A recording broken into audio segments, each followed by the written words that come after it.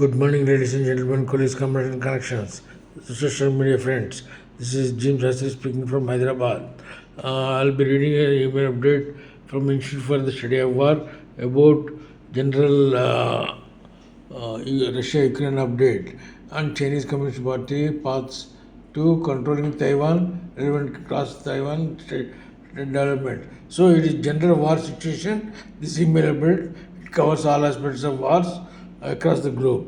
Dear ISW readers, each month the ISW editorial team distills our research teams, reports and assessments of the war and Ukraine, Chinese Communist Party's paths of controlling Taiwan and relevant cross-Taiwan state developments and the security challenges in the Middle East to provide you with an understanding in brief of the past months happenings from across our research portfolios. On April 10th, Cognitive Warfare Director, Modern Warfare Talia, Russian Team Lead and Cognitive Warfare, and Deputy Director Catherine Stepanico and interns Jacob Spencer, Christopher Ramin Sofia Walsh and Titania Track shared the special report of the Kremlin's expanding media conglomerate 2026 followed by the map Impact Directive Tool. Russia's cognitive warfare structure on April 28. On April 6, China researcher Jackson Karas published the special report Lessons in Trade with Chinese Characteristics, Understanding the Limits of Failure Efforts into adapt to contemporary warfare and Chinese military build-up tactics and adaptations in the context of conflicts in Ukraine and Middle East. On April 10th, CTP Research Manager Brian Carter and Action Director Nicholas Carl wrote the special report applying US air warfare theory and doctrine to evaluate the company in Iran. Part 1, the first in Iran war sessions. On April 14th, Director of Innovation and Open Source Data, George Burroughs, published the special report, The Importance of Ukraine's Fortress Belt, Geospatial Intelligence Theory Analysis on a key defensive stronghold in eastern Ukraine. Bloomberg, Saudi Arabia says East-West pipeline restored to full capacity. This is a false signal. It is what the US blockade of Iran looks like.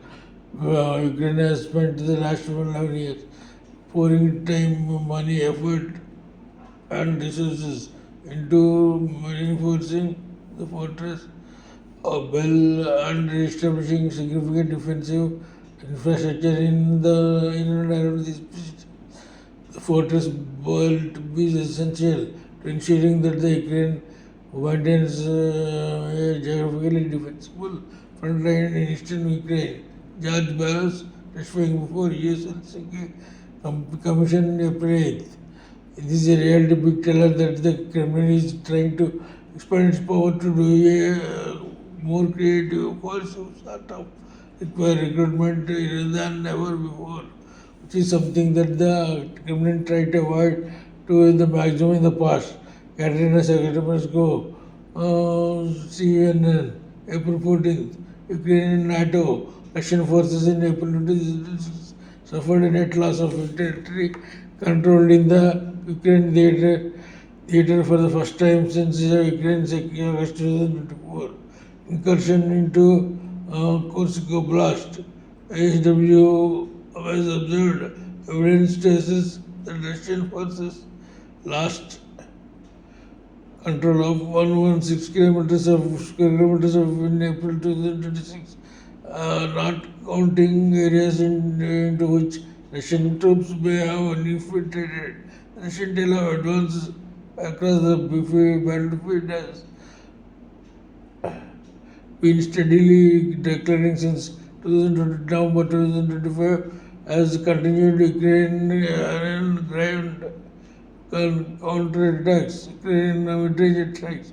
The February 2026 block on Russia's use of Starlink terminals in Ukraine and the Kremlin starting of Telegram have exacerbated existing problems with the Russian military. Russian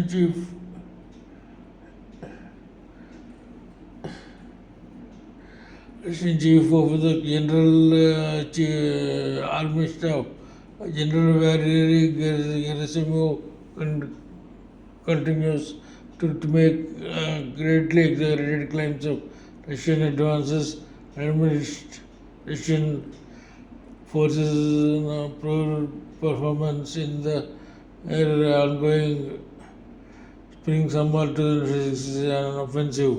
Gerasimov visited the Russian southern grouping of forces commanded on April 21st.